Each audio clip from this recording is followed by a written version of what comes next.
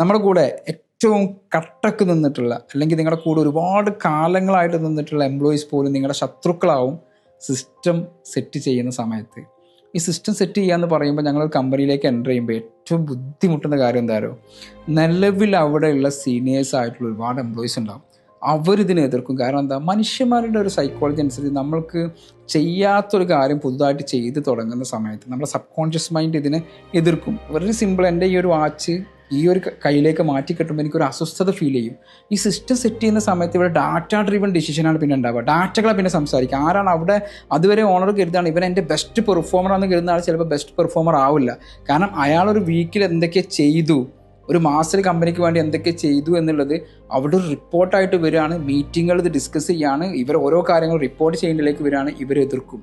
അപ്പോൾ system set ചെയ്യാൻ ആഗ്രഹിക്കുന്ന ഒരു ഓണ്ടർപ്രണർ ആണെങ്കിൽ ആദ്യം ശ്രദ്ധിക്കേണ്ടത് നമ്മുടെ നിലവിലുള്ള എംപ്ലോയീസ് കൊഴിഞ്ഞു പോയേക്കാം. അതും കൂടെ അയാൾക്ക് കൊഴിഞ്ഞു പോവുകയാണെങ്കിൽ എന്ത് ചെയ്യും എന്നുള്ളൊരു പ്ലാനും കൂടെ ഉണ്ടാക്കിയിട്ട് വേണം സിസ്റ്റം സെറ്റിങ്സ് നിങ്ങളുടെ ബിസിനസ്സിൽ ആരംഭിക്കാൻ. എല്ലാവരും കൊഴിഞ്ഞു പോകുന്നില്ല, ഒരു ചാൻസ് അതിനുണ്ട്.